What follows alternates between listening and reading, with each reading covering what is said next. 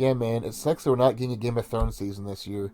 But hey, at least this way we know that they're taking extra time, care, and effort into making the final season. Like, imagine if we got a finale that felt ham-fisted, rushed, and poorly executed. Like, imagine how bad that would suck.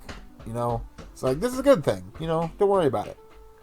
Wait, hold on a second. I think I'm about to get robbed. Wait, what? I know you have questions, but there's no time. What year is it? What's going on? Why do you look like me? Why are you in my house? I said there's no time, damn it! What year is it? It's 2018? God dang it. Went back too far. Robo-Hitler hasn't been born yet. Well, guess since I'm here, might as well introduce myself. Hi, I'm you from the future. Hi. I tell you what, it's been a hell of a week. Mind if I chill for a second and enjoy this blood orange? They help prevent against time scurvy. Didn't you just make a big deal about not having time? I never said that. Yes, you did. I'm from the future. I have a time machine. I have as much time as I want. Okay. So you said this was 2018, right? Want to hear a funny story? Sure. So you know that one YouTuber who's really popular right now, Idubbbz? I mean that guy who spews slurs and offensive jokes with no filter, kind of looks like a lamp with no lampshade? And you know that kid who did that goofy rap that was like, "'Cause I am the baddest of them all. If you ain't about money, then I don't mess with y'all." You mean Froggy Fresh, aka Krispy Kreme, aka Tyler Cassidy? Oh. Yeah, I might have heard of him.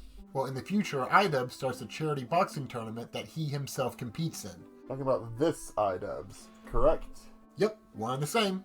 And Idubbbz invites Froggy Fresh to this boxing tournament. You mean the same Froggy Fresh that writes lyrics like, Everybody gets scared when I front flip. If you come around here, then you're done with.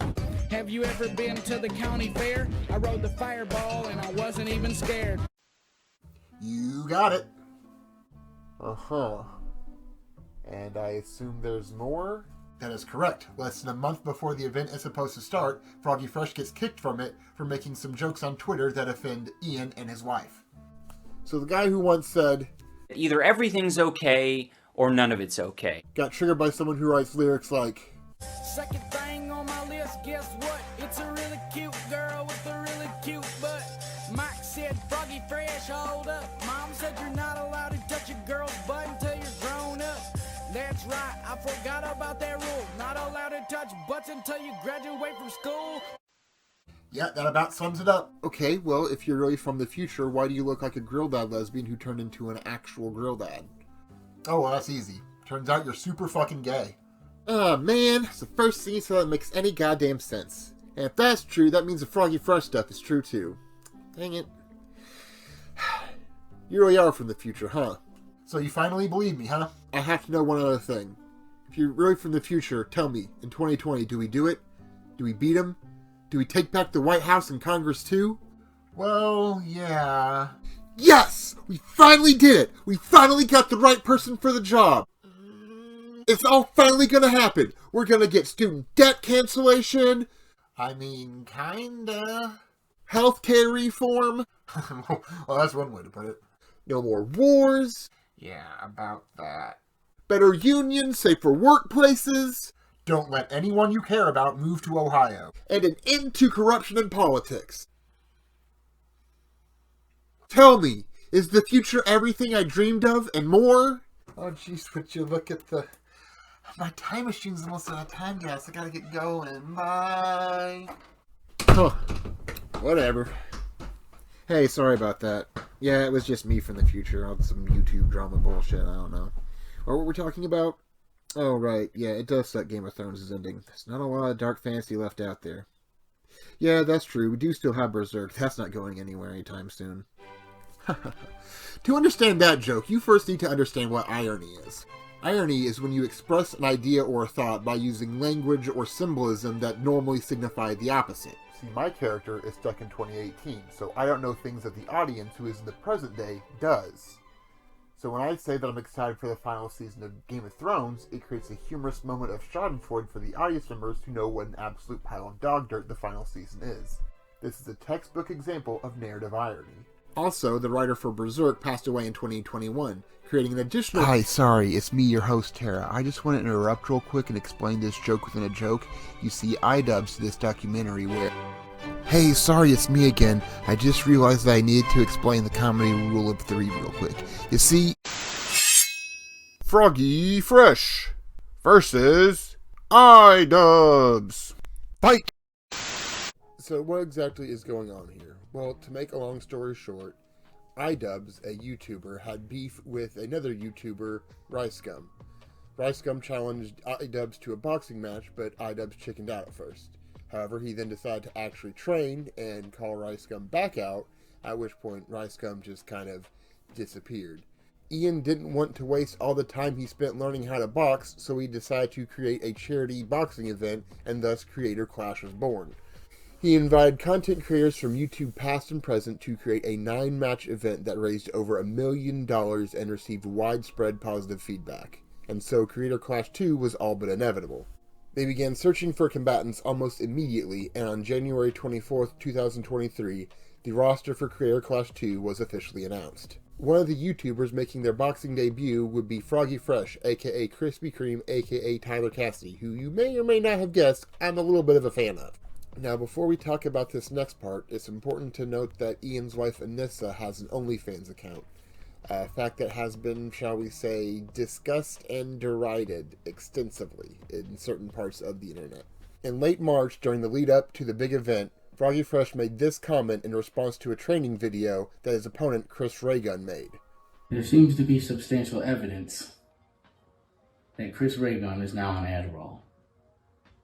Well, young man, amphetamines couldn't save Hitler, and they can't save you either. On April 15th, if I don't hurt you beyond what anybody could have imagined, I will be so disappointed in myself that I will subscribe to Anissa's OnlyFans. A few people found this joke in poor taste, including one Twitter user who may or may not have been Anissa's mom, who made a few tweets in response attacking and provoking Froggy Fresh. Froggy made a couple videos in response that were a little cheeky but ultimately harmless, and the thing fizzled out and most people thought nothing of it. On March 25th, with 3 weeks away from the big event, it was announced that Froggy Fresh was being removed from the event, and on March 28th we were given this vague, lengthy explanation as to why. As you may be aware, we recently announced Froggy Fresh will be leaving the Creator Clash 2 ticket. We want to provide some additional information around the rationale for this decision to help clarify some of the online chatter. We have a legally binding code of conduct that each of our Creator Clash 2 fighters are held to, the violation of which is grounds for termination. Unfortunately, there were several violations made by Froggy Fresh during his tenure with Creator Clash this year. The Creator Clash 2 team takes violations seriously. We made several unsuccessful attempts to address them directly with Froggy Fresh. When it became clear that the exhibited behavior wasn't stopping, the Creator Clash 2 team made the collective decision to move forward without Froggy Fresh on the ticket. Our number one priority is ensuring Creator Clash 2 is a positive, safe... Nigger faggot. That was weird. Okay, sorry about that. Our number one priority is ensuring Creator Clash 2 is a positive, safe, welcome... Nigger faggot. Our number one priority is ensuring Creator Clash 2 is a positive, safe, welcoming space for everyone. A lot of people felt this was the wrong decision and began voicing their disapproval, demanding refunds, and making response videos in hopes that the negative feedback would pressure Creator Clash into reversing their decision. However, Creator Clash doubled down on this decision and a replacement was announced. The big day, April 15th, came and went with no apology or retraction, and people's growing resentment of Idubbbz doubled overnight. Now, if you're watching this, you might be thinking, well, why do you care so much? That's fair. That's a valid question. However, before I answer it, Ian, if you're watching this, I'd like to ask you a question. Why do you like making enemies?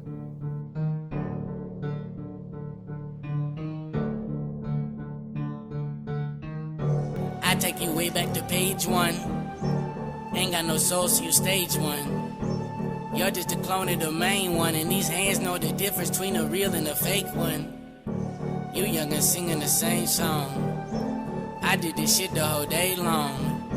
While you was out bumping your weak shit you get paid on, I was out singing my slave song. Why, motherfucker, why, would you ride with the other side? You must wanna die,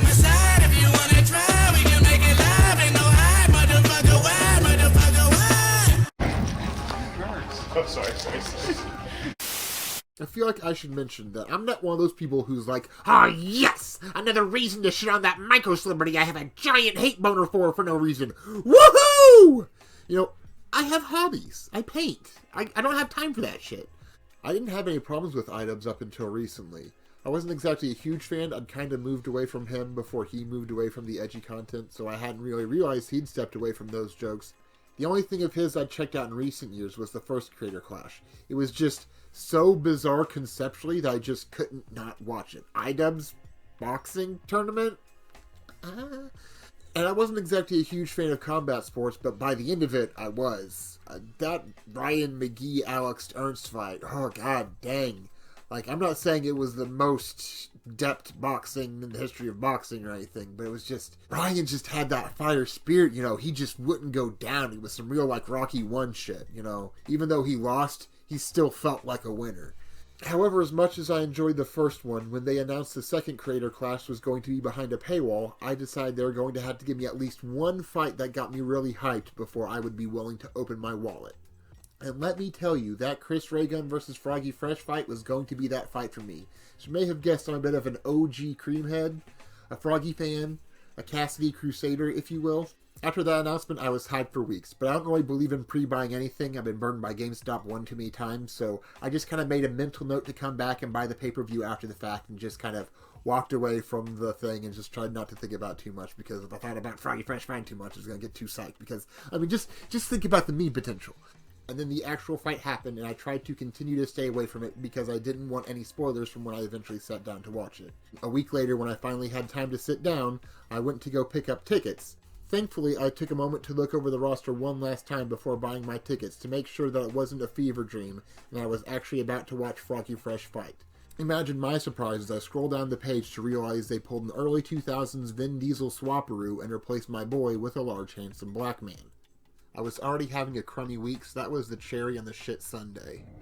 I had nothing until that fight was announced, and in that moment I received a semblance of hope, a chance to meme on alone. And then Ian took that from me, stole that from me, killed that from me!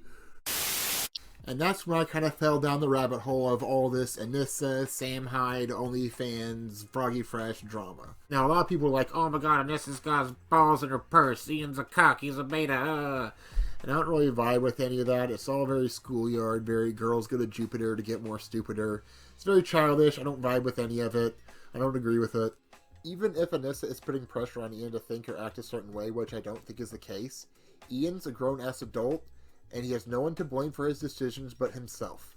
As someone who knows firsthand how annoying it can be when someone tries to butt into your relationship or tell you what your business is, you don't have to worry about any of those beta cuck lines from me. But as someone who's gotten a few ego checks in my life, I know how hurtful but helpful it can be for someone to hold up a mirror and be like, see this? This is you. See how stupid you look? You literally have dumb written on your forehead. Clean that off. So if Anissa didn't cause this change, then what did? Well, I wouldn't be surprised if psilocybin or lysergic acid played a role, but personally, I'd wager that time is the biggest factor. Quarter-life crises are becoming more and more common, especially amongst my generation. You get to a certain age and you start to realize you won't be young forever. You start to think about the future and the past, how you'll be remembered and where it's all going. I imagine for Ian, when he looks into his past, all he sees are the edgy jokes and the slurs, and when he looks into his future, all he sees are awkward fan encounters and a slowly declining career. If you put yourself in Ian's shoes, it's easy to see why change was necessary. And so Ian shifted away from his old content to make stuff that was more mature and enlightened. One of the hallmarks of this venture are his documentaries.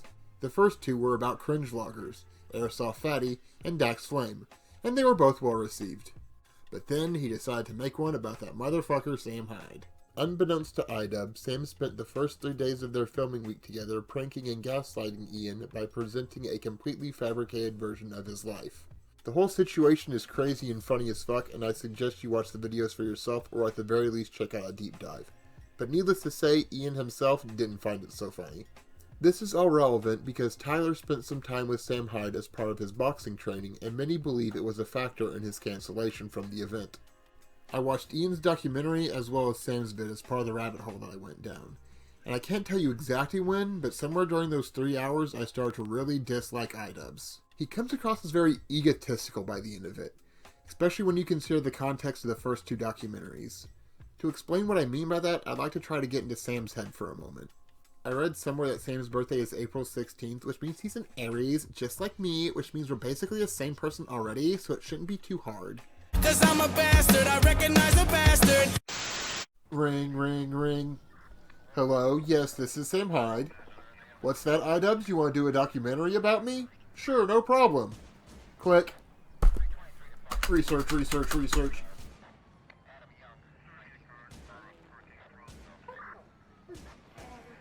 I'm just worried right now. I wish Mother would have told me this was done today. Yeah, like I said, I'm not proud of this care food. Yeah, I'm not happy right now. This is the one time I'm actually taking my mother for this. So I asked her, I said, hey, before anyone comes over this morning. Uh-huh. We'll go damn. Do y'all watch YouTube? Do y'all watch YouTube? Are you a fan of YouTube? Yeah. What do you watch these days? All sorts of stuff that PewDiePie or Idubbbz? Oh, okay. Lunch break. Do y'all watch YouTube? Sorry. Do you watch YouTube? Not really. Oh, I see. So this is some sort of freak parade, and I'm next. Well, if Idubbbz wants a freak show, then that's exactly what he'll get. Like, let's be real, that's what's going on here. Documentaries are supposed to give us insight into how the world works or what it means to be human. They're not supposed to feel like a rejected pilot for a white trash TLC reality show capped by a schmaltzy bit about how it's a good thing that cringe YouTubers exist actually because they make me feel better about myself. But the human story completely soars over Ian's head because he's too busy shit-talking his subject and gawking at his living situation. And I wanted to know why the hell the house was in the condition that it's in. So over the years, it's just kind of gone downhill, especially after father passed away. As horrible as the house looks right now, this was not the original look. My grandfather back in the I didn't really get a satisfying answer about the house from Chris. Actually, Ian, if we go back just a little bit and we listen real close, I think we might just find our answer. especially after father passed away. I mean, what kind of answer were you expecting? Well, there's no such thing as Lysol on Tatooine. Pew pew pew, lightsabers! See, Ian, not everyone's an upper middle class white boy with daddy issues. For a lot of people, the death of a parent is a traumatic event that takes a heavy toll on the financial and spiritual well-being of the household. And if you don't know how to deal with that pain and loss, it's all but guaranteed that you'll fall into depression and toxic coping mechanisms. But Ian don't care about that. He don't care about the deep-welled pain inside Chris. He just wants to watch autists sword fight.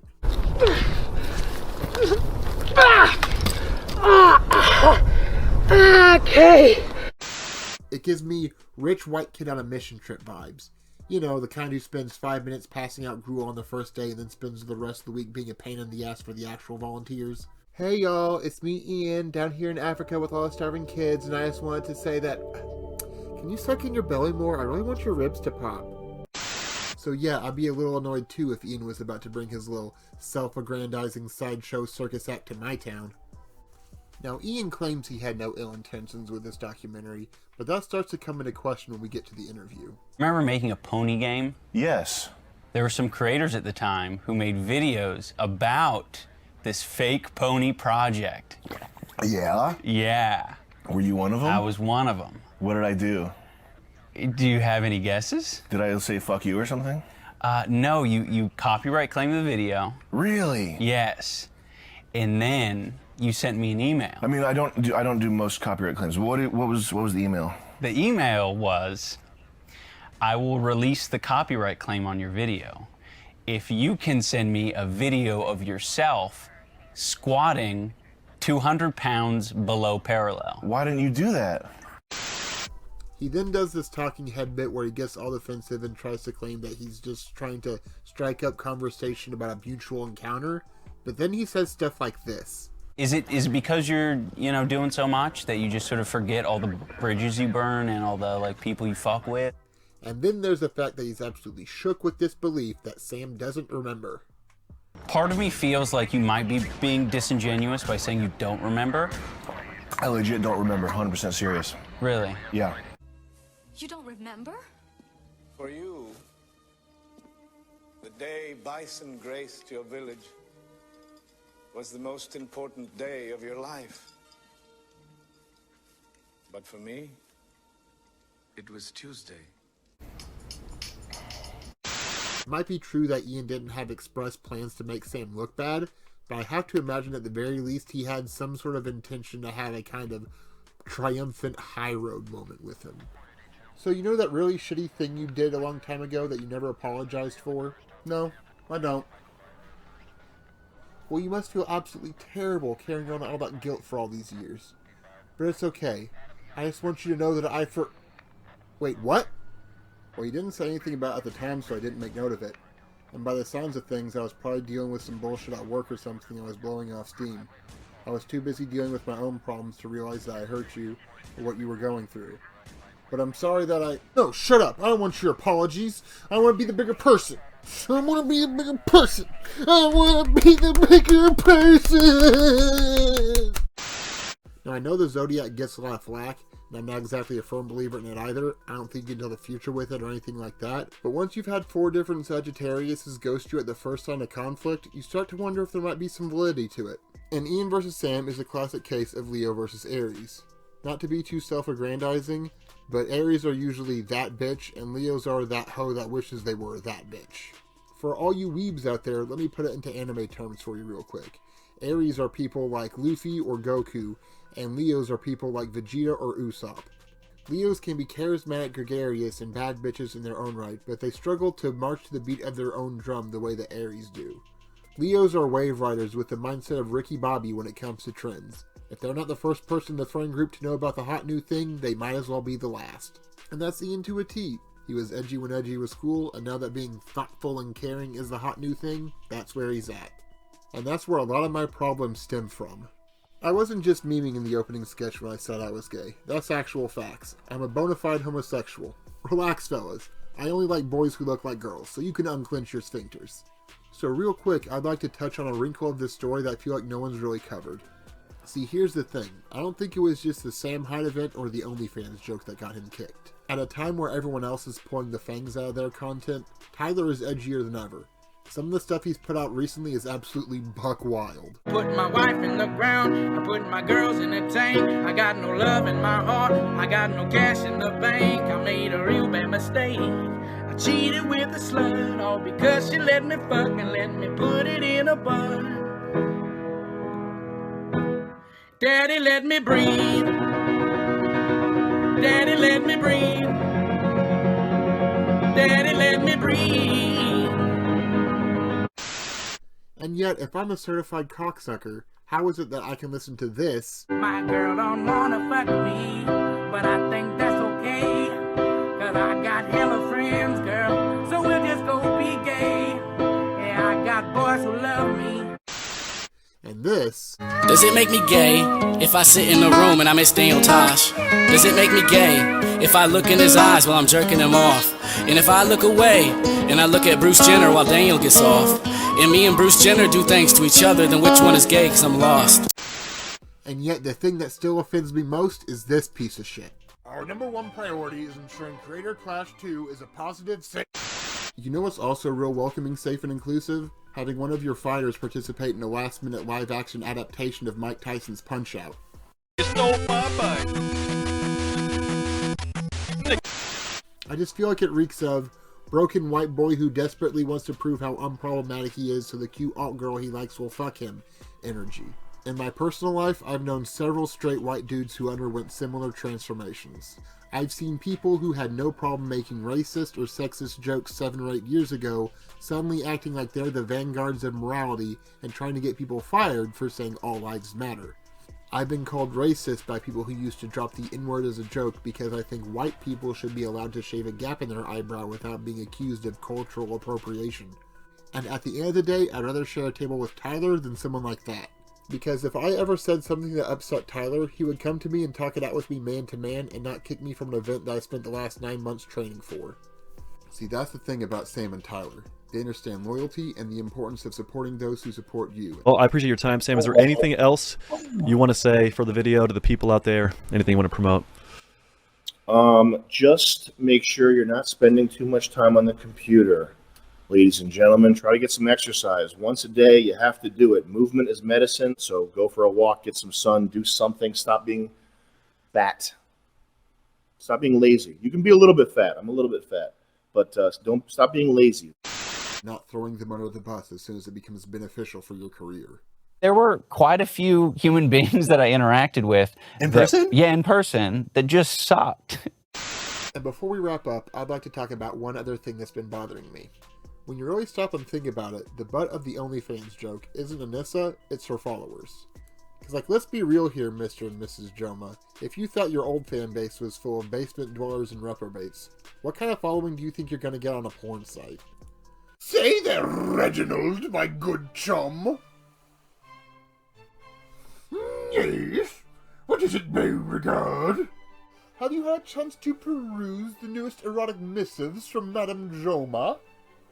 Why, yes, of course. I check them daily, each morning before I view my stocks. GameStop futures are up 2%.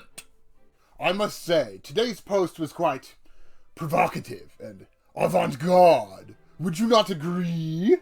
Ah, yes, verily. The way one nipple was placed above the other, clearly a statement on the wage gap. Fascinating. I hadn't even noticed. I was busy looking at how the labia, it doesn't quite come together. It must be a metaphor for the growing racial tensions over in the colonies. Yes, quite astute. But did you notice how her butthole... It's all gooners and autists who can't leave the friend zone. It's not exactly an Algonquin roundtable. You went from a fan base who couldn't get laid because they don't like women to a fan base who can't get laid because they like women too much. The kind of sex-starved sycophant that would ship his own mother off to a gulag without a moment's hesitation for a single waft of pussy stank. As we come to a close, I'd just like to say, Ian, I used to be okay with you saying gay and faggot because I thought you were making a point. But now that I realize you were just making a paycheck, my opinion has changed. Ooh, I tell you what, it really just makes me wanna... JK, that's not how I fight my fights. That's some real bitch-made shit right there. But what I can do and will do is give my money and attention to people and causes that are much more deserving of my support. So I want to jump in here real quick and say that just as I was about to upload this video, I saw that Idubbbz posted a response video to the whole situation, so I took a moment to watch it, and here's my thoughts on it. He clarifies that the main reason that Froggy was kicked was because of his associations with Sam Hyde, and the fact that he posted content with him, which I guess includes tweets and retweets now. I empathize with Ian on some of the reasons why he doesn't like Sam Hyde. As I mentioned before, I don't really go along with that girls go to Jupiter to get more stupider mindset, nor do I agree with the claims that Anissa is responsible for all of this. However, I do agree with their assessment that there's something fishy with the woke nice guy act, and I feel like there's a very toxic side to modern feminism that isn't being addressed. So I get why he wants to take the piss out of the ethos on those that worship at their feet. Literally. Yes, sex work is work, but you're still selling your body. And that's coming from someone who sold their body as a corporate blue-collar wage slave all their life. I've got burns and scars and unrelenting back pain to prove it. So yeah, we shouldn't disrespect sex workers, but we shouldn't glamorize or idolize them either. Just treat them the same way you would the person who bags your groceries. He also cites a bunch of things that Sam and Tyler said after they were banned as reasons for why they were banned. So I guess Idubbbz has access to some sort of Minority Report future crime technology that we don't know about. I mean, I'll be honest, if I got kicked from an event that I'd spent 9 months training for and was hoping to get a lot of publicity from, I'd also be like, whatever, I don't care about Ian or his dumb wife or their stupid event for babies. He also doesn't seem to understand that there's about 100 ways he could have avoided this situation or handled it better. I guess what this shows is that when it comes to fighting, tempers can run high, and it's probably not the best idea to have the person running the event also participate in it. Especially when that person doesn't know the first thing about combat sports or what heels are, or how having a couple abrasive personalities for the crowd to boo at can be a good thing. So to answer that question from before, why do I care so much?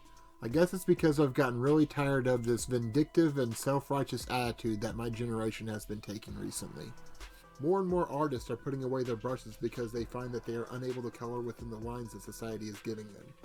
And a future without the mad genius of Tyler Cassidy is a future I don't want to live in. So I feel it's my duty to say something, and I hope more people do as well. Because if we don't, before long, we're going to end up in a world where none of it's okay. Hey y'all, thanks for watching. Oh man, this was a doozy to record and edit. My webcam died halfway through and I had to switch to a backup, so if you noticed any sudden or random quality changes, that's why. If you have a minute, you should go ahead and head over to Tyler Cassidy and Sam Hyde's pages and give them a follow and subscription. And if you've got any spare funds, you should head on over to Tyler Cassidy's Twitter page and support the GoFundMe there. It's for a good cause. Leave a comment down below about what you think I should do next. I kind of want to do a deep dive into Tyler himself and talk about his history, but we'll see if there's enough interest in it. Until then, thanks for watching, and don't forget to be awesome or something. I don't know.